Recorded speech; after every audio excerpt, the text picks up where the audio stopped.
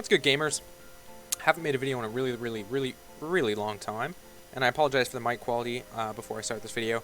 It's really bad. I'm using a really cheap mic because my other mic broke, and I really don't want to buy a new one. But if this video gets enough attention, then I will buy a new one. So before I get into the tips, I'm just gonna play the song for you. If you like it, stick around. If you don't, that's totally fine. I'll see you in the next video. But yeah, here we go. I'm just gonna mute my mic so you can hear it better.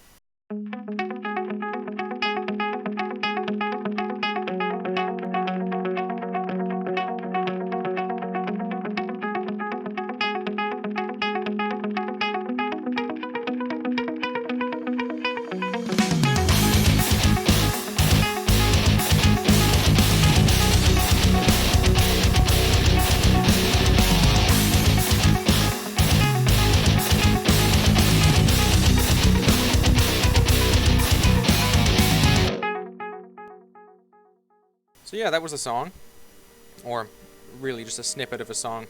Really didn't spend much time on it, but yeah, it serves a purpose for this video, and I'll be dissecting it in a pretty basic way, just showing you a couple little neat tricks. So first thing you'll notice here is this intro part. There's kind of a cool delay effect on it, and I was recently watching Rob Scallon. He did this in his song Rain, and that's what inspired this. I just think it sounds really cool, especially when using it in metal. It's the contrast between this and then the really heavy drop section there. I really enjoy that. Not everyone does, obviously, but I really like that. And if you're curious how I did that, literally just a delay, and I have the left and right channel selected here, and these settings, if you want to do the same thing, basically these settings here, copy them, play in 8 notes, and you'll be good to go. It'll sound really cool. I'll play it solo for you.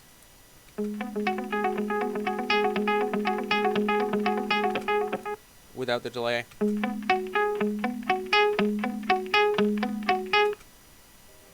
Pretty simple.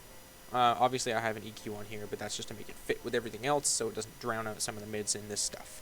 So speaking about this stuff, let me play this stuff for you. The main guitar.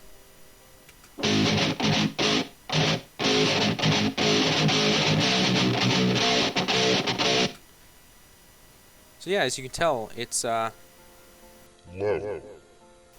This is actually drop G sharp, if you're curious, and basically the lower the better when it comes to making metal.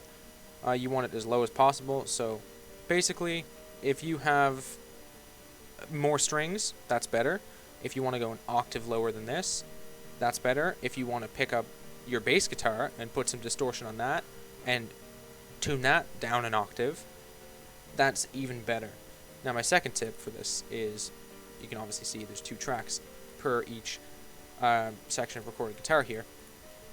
So the 2 tracks are both panned left and right, or all the way left and all the way right, and they're 2 separate takes. So the reason I do this versus just copying pasting one take is the slight discrepancies between the 2 takes really create a very wide sound. And I'll show you here what it would sound like if you just copy and pasted it.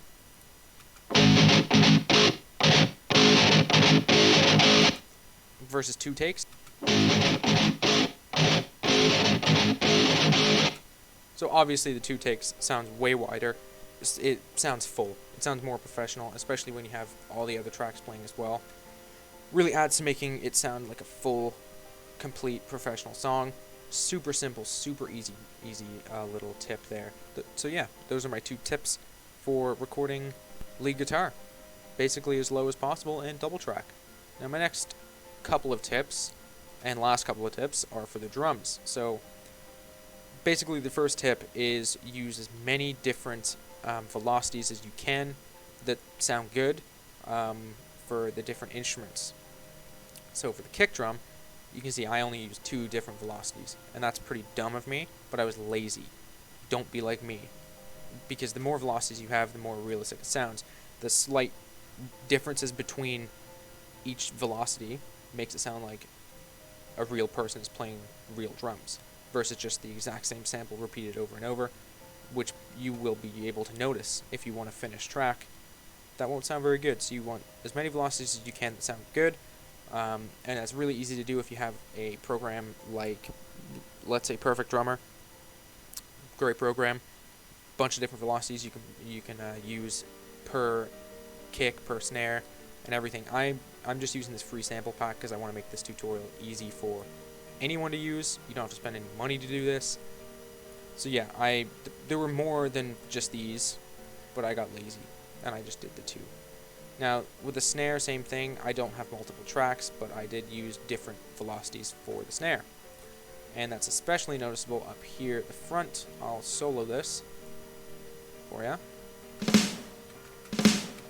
So I used these two little guys here, are lower, slightly higher, and then full velocity to create that kind of roll effect. And I think that's really cool. It sounds more realistic. Obviously, if I just did them all full velocity, it would sound kind of stupid. Now, my second tip for drums is use as much variety in the cymbals as you think sounds good.